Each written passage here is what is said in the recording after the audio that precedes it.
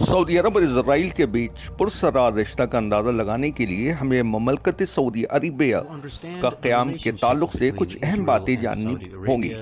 آج سے تقریباً 106 سال پہلے 1916 میں رشیا کی پشت پناہی میں برٹن اور فرانس کے بیچ ایک معاہدہ پر دستخط ہوا تھا جو سین سیکو ایگریمنٹ کے نام سے مشہور ہے۔ اس معاہدے سے پہلے خلافت عثمانیہ کے خاتمے کا بلوٹ پرنٹ تیار کر لیا گیا تھا۔ اس معاہدہ میں مشرقی وسطی کو فرانس اور برٹن کے بیچ میں بندر باٹ کیا گیا تھا۔ 1917 میں ایک سال کی مدت میں صہیونیوں نے برٹش پر اچھی پکڑ بنا لی تھی، جس کے نتیجے میں بیلفور ڈکلیریشن وجود میں آیا، جس کے تحت اسرائیل کے قیام کو یقینی بنایا گیا تھا۔ 1936 کے سینسس کے مطابق فلسطین میں 87% فلسطینی اور 12% یہودی رہتے تھے۔ پہلے جنگ عظیم کے بعد عربین پیننسولا کا نقشہ کچھ اس طرح تھا۔ پیننسولا عرب یعنی پورا عرب 3 حصوں میں منقسم تھا۔ مشرق میں آل سعود کا تسلط تھا، شمال عرب میں ابن رشید کا تسلط تھا اور مغرب میں شریف کا تسلط تھا۔ یہ 3 بڑے بڑے قبائل تھے۔ خلافت عثمانیہ کے خلاف بغاوت بھڑکانے اور خلافت عثمانیہ کو شکست دینے میں سب سے زیادہ جو مدد ملی برطانیہ کو وہ شریف سے ملی۔ برٹش میں مدد کی صلح میں برٹش نے شریف سے وعدہ کیا تھا کہ وہ برٹش جزیرہ عرب کو ایک ملک کی شکل میں قائم کرنے میں شریف کی مدد کرے گا، پر برٹش اپنے وعدے کا ایفا نہیں کیا۔ برٹش نے اسپائس ایگریمنٹ کیا اور بیلفور ڈکلیریشن کا اعلان کیا، جس کے تحت اسرائیل کا قیام کو یقینی بنایا گیا تھا اور جس کے تحت جزیرہ نما عرب کو جیسے تیسے تقسیم کیا گیا تھا۔ شریف نے بیلفور ڈکلیریشن کو ٹھکرا دیا۔ انگلینڈ سے شریف کو منانے کے لیے لارنس کو روانہ کیا گیا، اور یہ وہی لارنس ہے جو لارنس آف عربیہ کے نام سے مشہور ہے اور جس کے نام پر فلم بھی بنا۔ لارنس نے شریف کو بھاری رشوت کی پیشکش کی اور بہت منانے کی کوشش کی، مگر شریف کسی بھی حال پر اسرائیل کے قیام کے لیے تیار نہیں ہوا۔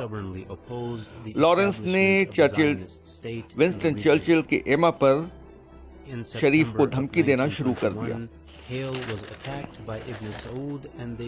لارنس نے دھمکی دیا کہ وہ خوخار آل سعود کو ان پر چڑھائی کروا دے گا۔ برٹش پہلے سے ہی آل سعود کو ہتھیار، پیسہ اور تربیت دیتا آ رہا تھا۔ برٹش نے آل سعود کو پہلے ہی سے حملہ کی تیاری کے لیے تیار کرنا شروع کر دیا تھا۔ 1921 میں آل سعود حیل پر حملہ آور ہو جاتا ہے اور الرشید بری طرح پسپا ہو جاتا ہے۔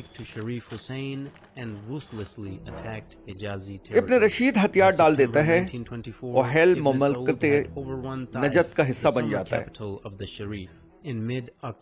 برٹش کو یقین ہو گیا تھا کہ شریف کسی بھی حالت میں بیلفور کو نہیں مانے گا، بیلفور ڈکلیریشن کو نہیں مانے گا، تو آل سعود شریف پر چڑھائی کروا دیتا۔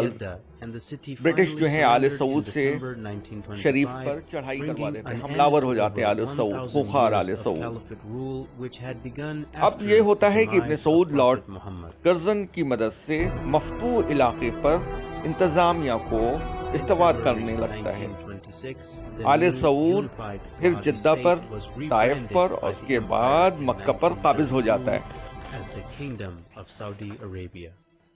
1925 میں As you can see right from the start, the man who as a matter of principle opposed a Zionist state in 1925 میں Palestine was kicked out of all his own Saud land, Jeddah per yet the قابض ہو man جاتا who ہے was willing to allow a Zionist state اور to be اسی طرح created was 1000 paid سال off handsomely and given اسلامی an entire خلافت new کا خاتمہ country to exploit all and سعود کے ہاتھ dominate. ہو جاتا ہے.